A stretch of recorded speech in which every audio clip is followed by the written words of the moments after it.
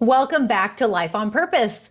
This episode is for the rebels out there, the pattern breakers, the disruptors, the ones who walk into a room and know if it's right for them, the ones that are visionaries who can look around and think there's definitely a better way.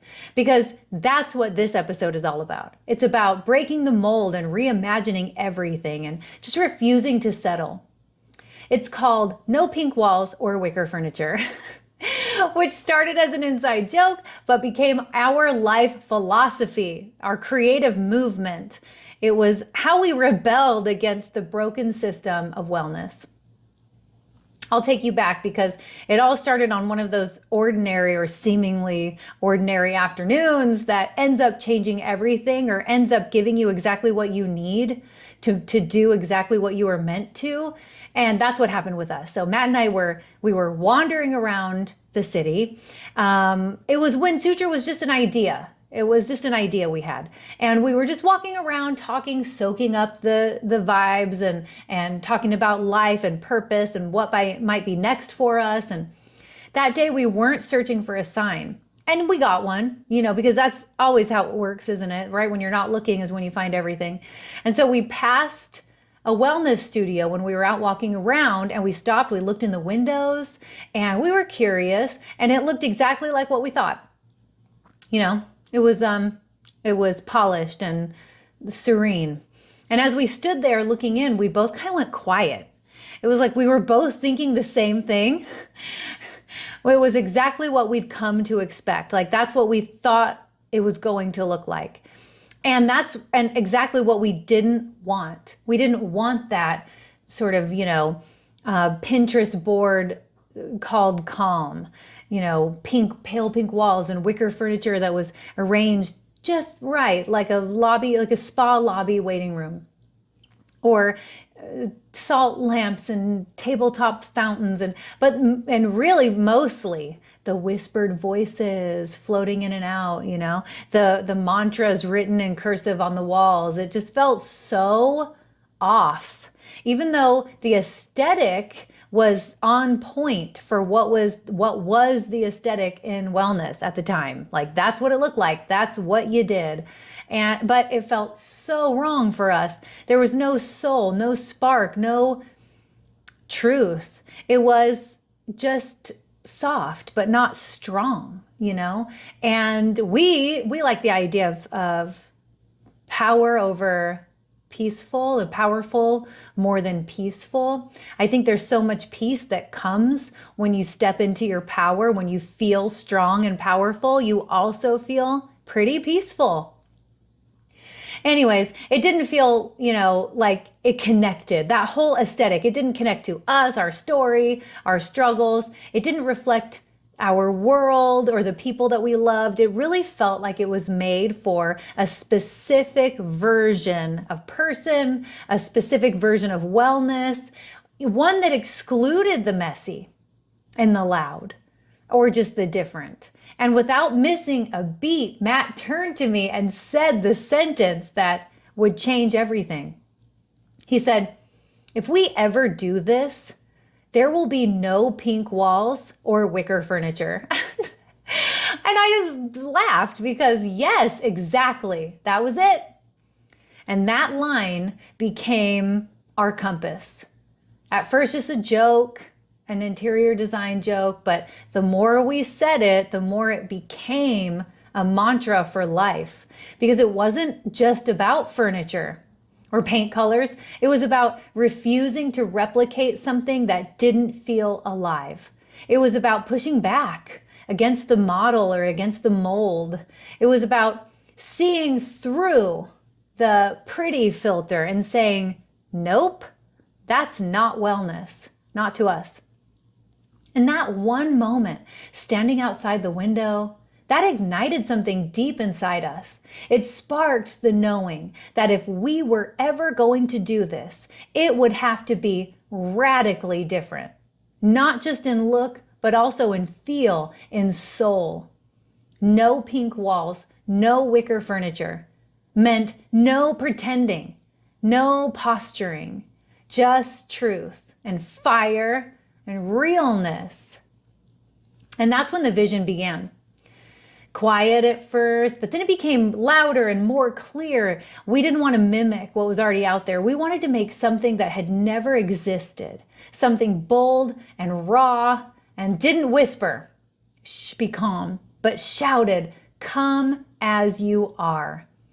And from that moment on, every decision we made was filtered through that one phrase, that accidental mantra, that design philosophy turned life philosophy. No pink walls, no wicker furniture meant, is this uniquely you? Or are you just doing what you think is expected of you? It was not just a joke, it was a revolution. And everywhere we looked, wellness spaces were identical.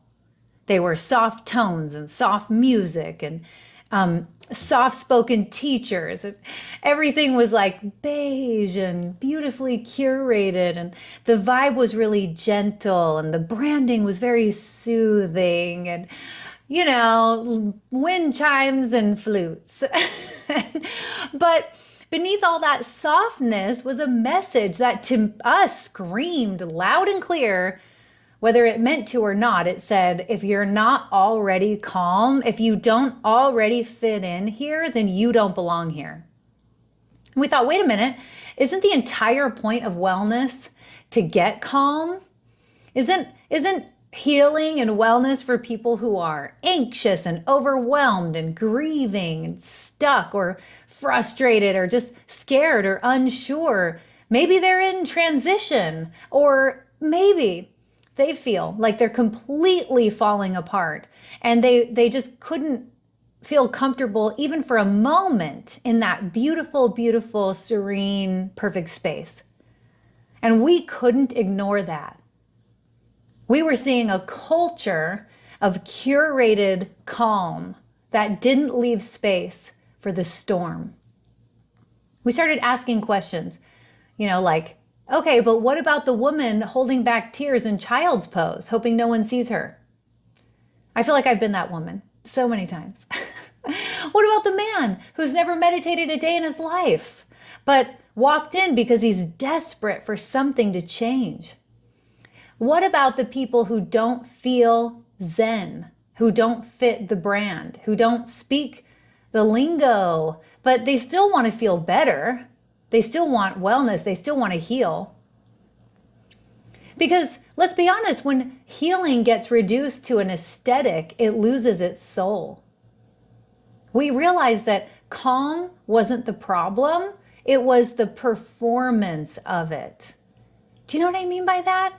It was the pretending of it, the expectation that this is what calm looks like, and this is how calm acts, and this, like you had to look peaceful before you could be well.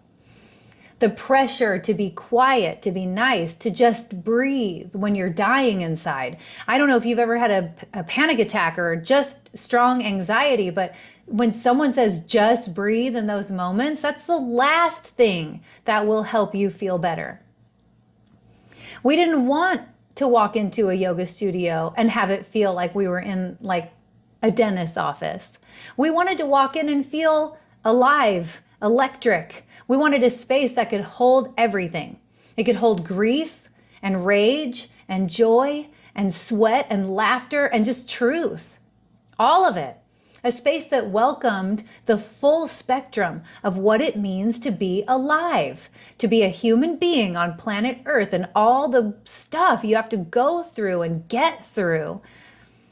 We didn't want to whisper around tabletop fountains, we wanted to roar at the top of our lungs. We wanted to howl. For us, calm was never the goal. Authenticity was. Aliveness, wholeness was. So, we decided never to try and match what was expected. We created our own design philosophy, and we called it Deco Punk. And Deco Punk was like Art Deco meets punk rock. Matt described it as being classically polished with a little bit of stank. Sometimes I feel like I should say funk, but he said stank, and so that's what it is. And we needed people to know that it's okay to not be okay and to not know what you're doing, and it's okay to feel uncomfortable. And that was the essence of Deco Punk. The space itself could hold you, whatever that meant, whoever you are, and feel safe. You could feel safe. You could feel held. You could feel like you were in a place that allowed you to be you. And that was the whole point with Deco Punk. Our walls were drenched in local art, and all of the art was for sale, commission free, because support your local artists. Music that thumped in your chest. I mean, it was loud, it was big, it made your whole body want to move. We were fortunate enough to have DJ Disco Nap Dad. So, of course, the music in our whole life, is the most amazing music I've ever heard. And it was an energy in every room that said, just come as you are, all of you, especially the parts you've been told to hide or that aren't part of wellness. We used contrast on purpose. Moody lighting with bursts of neon. We had sleek lines that were right next to like gritty art. Calm pauses layered with full-blown fire. It was designed to disrupt in the best way possible, to wake people up, not lull them to sleep. Literally the opposite. We were not just an alternative, we were the opposite. We didn't want our space to look like a sanctuary. We wanted it to feel like a revolution, because wellness and healing isn't sterile. When did it ever get that reputation? Healing in wellness is wild and messy and also radiant and raw. It's crying in warrior pose. It's laughing in the middle of a meditation. It's sweating out your trauma and shaking off years of silence. And our guiding philosophy was simple. We just had to be us, even if that meant no pink walls or wicker furniture, even if that meant going against the grain and breaking industry rules and inviting people into something that didn't look like wellness, but actually was real wellness. We weren't here to be palatable. We were here to be powerful. And we didn't want you to just blend in. We wanted you to come alive. We weren't just Deco Punk in our decor. We were Deco Punk in our entire approach to wellness. Our principle was to live loud and not take wellness so seriously. And our space totally reflected that. Deco Punk made it easy for us to show you that there was an alternative to the mainstream bullshit. It made it easy for us to say, it's just fucking yoga, relax.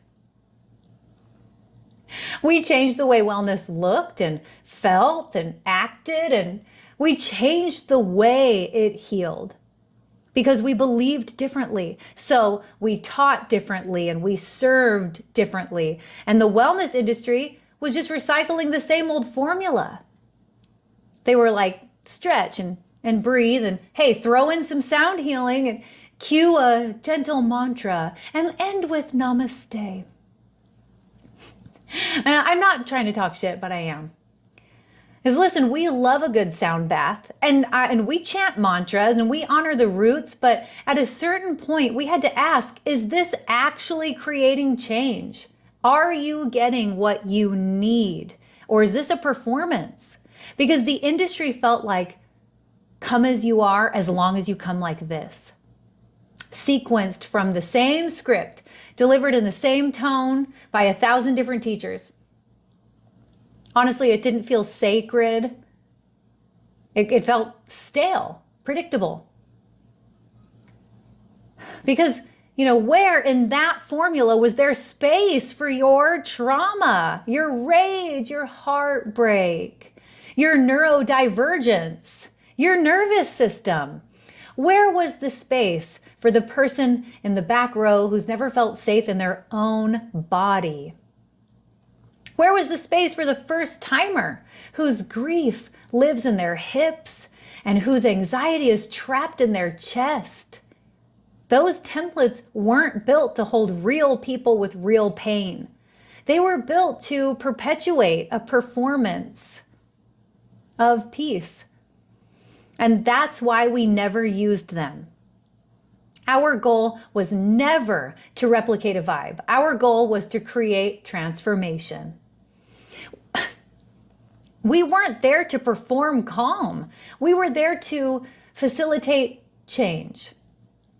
So we started asking different questions like, what if your body doesn't need stillness? What if it needs movement? What if your healing doesn't live in a mantra? It lives in your own voice to speak your truth. What if your soul is asking for a sequence, a revolution? What if wellness could meet you exactly where you are and walk you home to yourself? We said no script. We built our own system from the ground up. And you know it, it's the M's, from movement to mindset, everything in between. Not because it sounded, marketable, but because it was complete. That's wellness. We took what worked, really, truly, and let go of everything else that didn't. We paired neuroscience with shadow work. We layered rituals with reality. We blended the ancient wisdom with the modern science. And we integrated journaling and breath work, embodiment, coaching, nervous system regulation, spiritual psychology into a single experience. That's what we do. We used movement to open you up and breath work to bring you back home, words to rewire your patterns, and space to remember your truth. Because we weren't there just to help people feel good for an hour. We were there to help them feel everything so they could heal everything. I always say wherever you're feeling it is where you're healing it. You've got to feel it. We weren't there to be liked. We were there to be liberating. It's not always fun, and you don't always enjoy doing what you need to do. But once you do meet those needs, that feeling of radical self-love and healing is the best feeling that you could ever have. And if we could help facilitate that in you, then we did our job. That's what we came here for. We'd experienced it, and we know how powerful it is, and we want you to experience it, and we want you to feel yourself again. We weren't repeating the formula. We were rewriting it from scratch with soul and with the deep knowing that if people are trusting us with their time and energy, we better make it count. Our only goal was that people would walk out of class different than how they came in. We wanted them to be lighter and freer, more whole, and just more themselves, not because they bent themselves into a perfect shape, but because they remembered they didn't have to. And when we started offering teacher training, we knew we couldn't follow that model. That was like a thing around here. Yoga teacher trainings were everywhere, but they were all saying the same thing. They were scripted. It was like recite the script, cue the pose, stick to the formula, stay in the lines. We weren't interested in creating yoga robots. We weren't looking to mass produce instructors with memorized cueing and carbon copy, voices. We were here to create leaders, trailblazers, space holders, revolutionaries, people who could walk into a room and change the frequency, not just lead a sun salutation. So there were no scripts. We threw out the model. We built something brand new, something rooted in transformation as we understood it. We didn't just want people to know the poses. We wanted them to know themselves. Who are you in the pose? Because who you are on the mat is in fact who you are off the mat. So let's talk about that. We wanted people to know how energy moves and how change happens, how the body heals, how the mind rewires, how the soul evolves. We didn't just teach anatomy and asana. We taught energy work and somatics and neuroscience and quantum mechanics and ritual design, sacred space creation, emotional regulation, nervous system calibration, soul purpose activation, embodied leadership. This was our syllabus. Because if you're going to hold space for others, you have to go there first. I mean, that is the definition. You have to unravel your own layers and face your own shadows, reclaim your own truth, and rebuild your whole inner world brick by brick. Because who you are on the mat is who you are off the mat. And that matters more than anything you say. You can't script that. You have to teach it, live it, experience it, and then hold space for others to do the same. The result of that is that we didn't just graduate yoga teachers. We graduated healers, speakers, coaches, creatives, activists, and catalysts. People who weren't just reciting poses. They were redefining possibilities. They weren't just following a particular lineage. They were becoming one. They left our program with more than a certificate. They left with a fire in their bellies, a clarity in their calling, a knowing in their bones that they were here to change lives, not just guide flows. And many of them did things that even they never expected. You know, every teacher training, you sit around and you're like, so what brings you here? Like, what do you think is going to happen? What are you planning on getting out of this or hoping to get out of it? And what do you plan on doing with your certification? And almost 100% of the time, you'll have like 90% of the people say, nothing, I just want to deepen my practice and stuff. And you'll have a handful of people, 10% will be like, I'm going to be a teacher.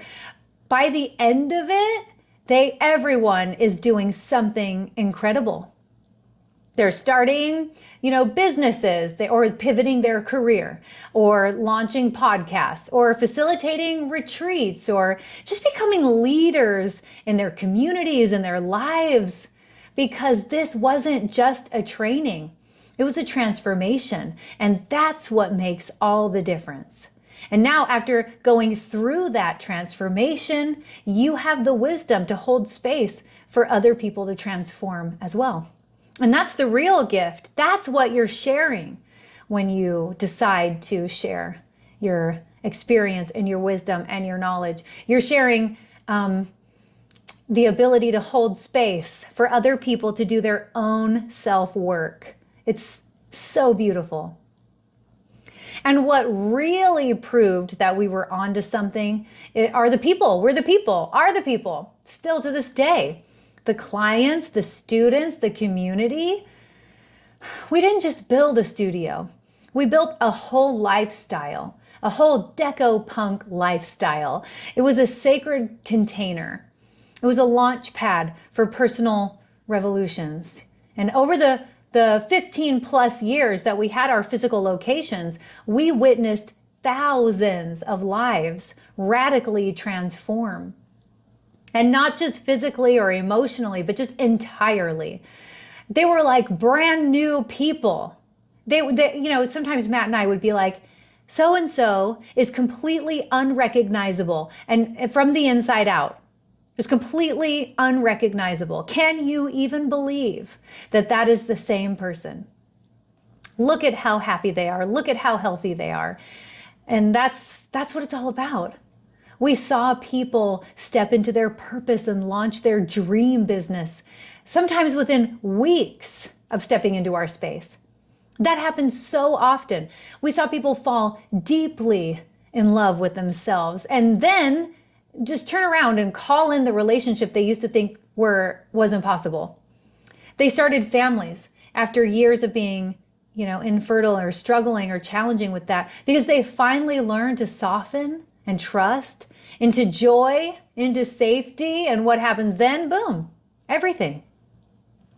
We saw people leave their soul draining jobs and recreate, their dream careers out of thin air, like becoming authors or, again, coaches or founders or artists. So many people are artists and don't even know it, or healers. We watch people rewrite their own narratives from self-doubt to sovereignty. They went from survival mode to soul mode. That's one of my favorite sayings.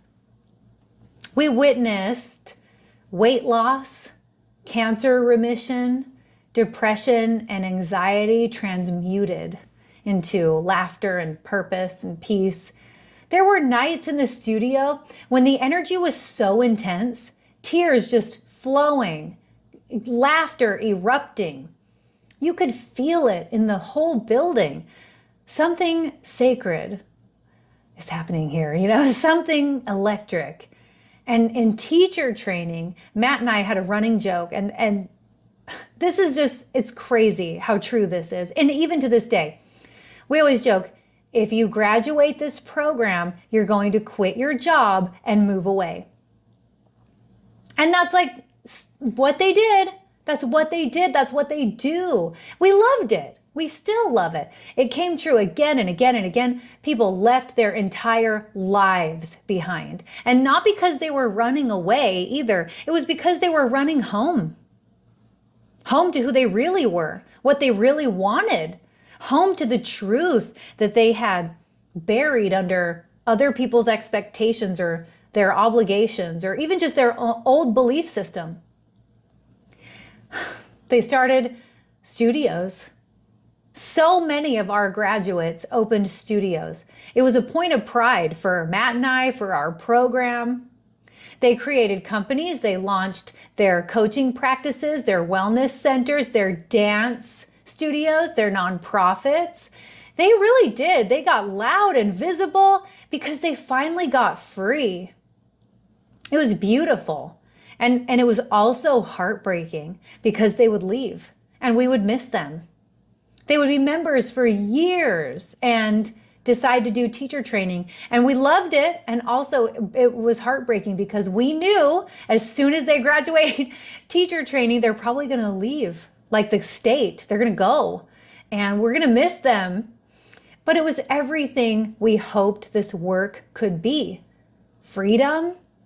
If I'm going to be heartbroken, let it be because I'm crying, tears of happiness and gratitude. Because I knew you and because we got to go through this journey together. Can I make it through one podcast without getting choked up? But to go through that kind of a journey with somebody, a teacher training journey, and watch them shed everything that was holding them back just so that they could become everything they've ever wanted to be. And I watch them leave and send them off, and miss them terribly, but also at the same time be so ridiculously happy for them. That was everything we hoped this work could be. It wasn't just about yoga poses. It's not about handstands on your Instagram page. It's about remembrance, helping people remember who they really are, helping them feel their power again, helping them trust their voice and their path, their own divine timeline. The ripple effect is still unfolding across the country, across cities, generations, because once someone remembers their power, they pass that knowing on to their clients, to their children. And that's the legacy. That's the whole point. So what does it really mean to live by the no pink walls or wicker furniture philosophy off the mat? It means you stop decorating your life to match someone else's idea of what's acceptable. You stop asking, is this allowed? And start asking, is this true? Is this my truth? It's not just a design preference. It's a way of being. It's a refusal to live inside a version of life that was built for someone else. It's a decision to tear down anything that isn't you. It means you're no longer measuring your success by how smooth things flow. You're doing it by how deeply they feel aligned, no matter how hard or challenging. It's waking up and asking, where am I shrinking? Where am I pretending? Where have I memorized someone else's story and just confused it for my own? Because the truth is most people aren't actually living. They're just decorating, they're arranging furniture, they're performing the calm, hoping that if they make it look like success, they'll finally feel free. But pink walls and wicker furniture don't equal peace.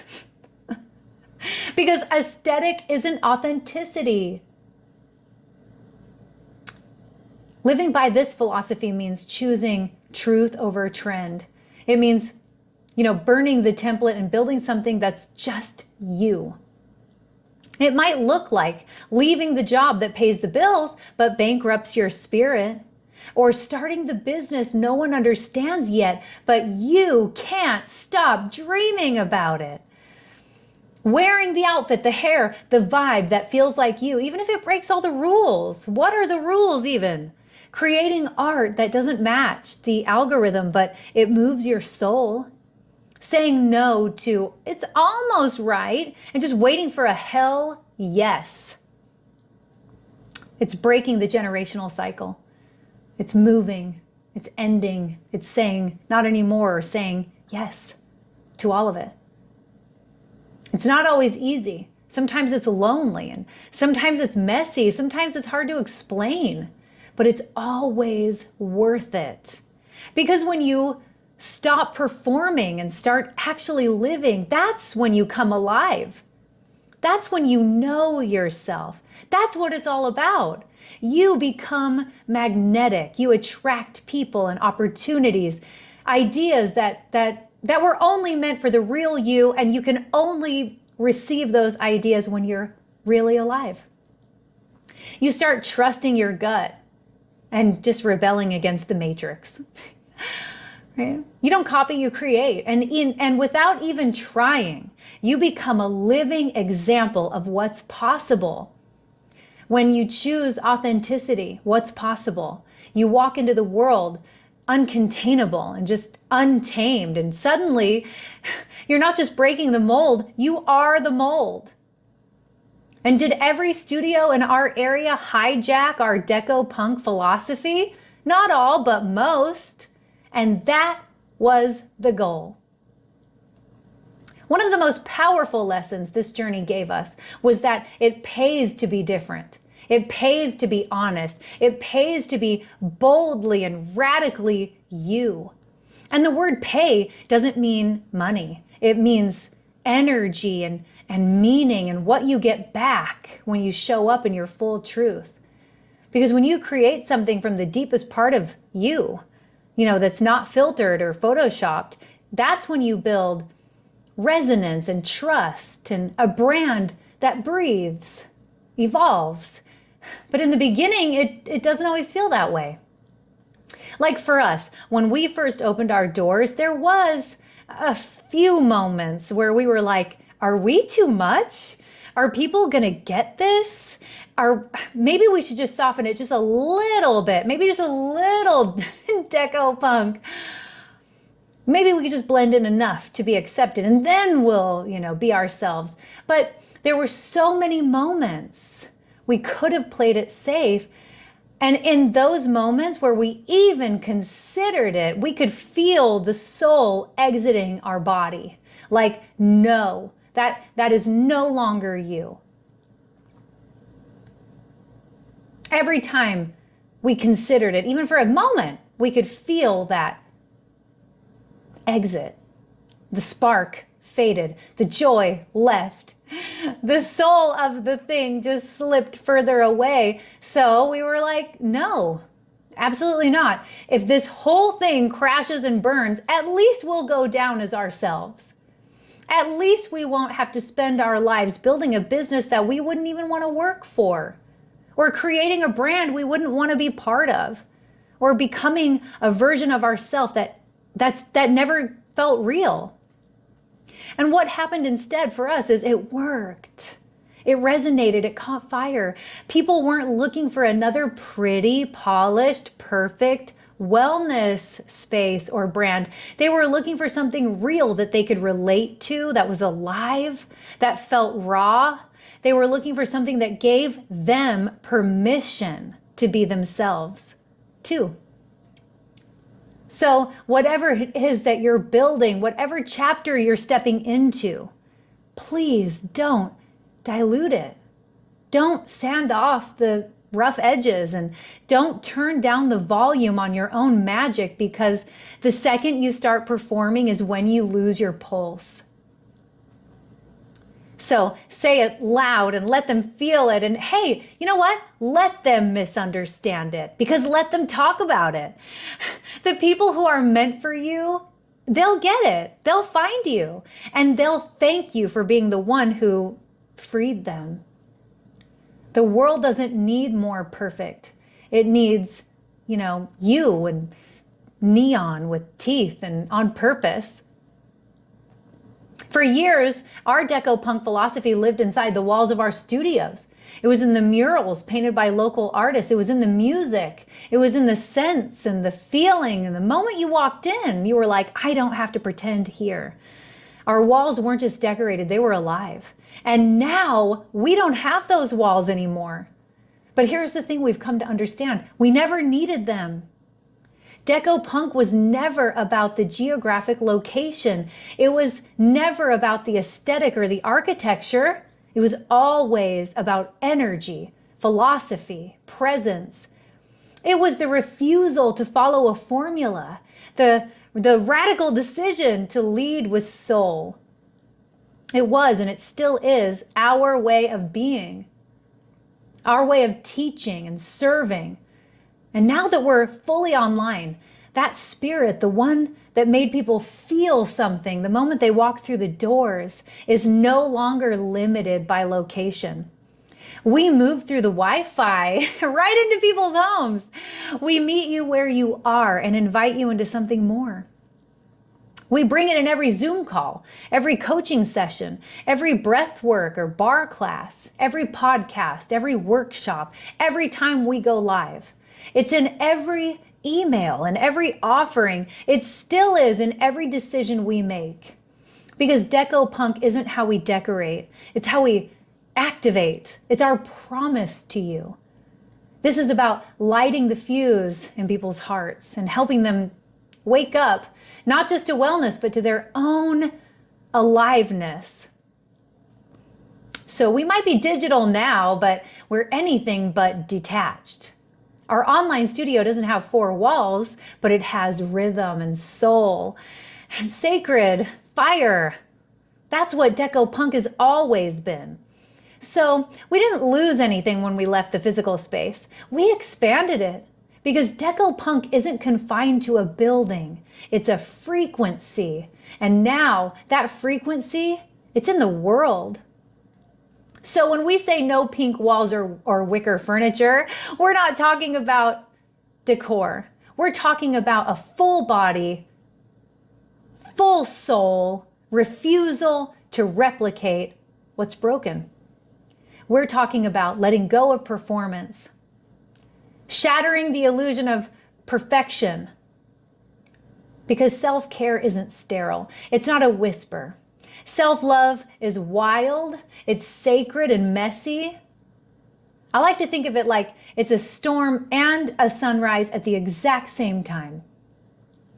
And if you've been trying to confront that idea, or even just contort yourself into someone else's idea of wellness or worthiness, it's time to take a breath and take your life back, because the truth is that version of you is not trying to fit in. Your highest self, not waiting to be picked, not asking for permission. It's your invitation right now. Be your own deco punk. Be your own revolution, your own movement. That's the version of you that you're meant to be. We're Matt and Rebecca, and this is Life on Purpose. See you soon.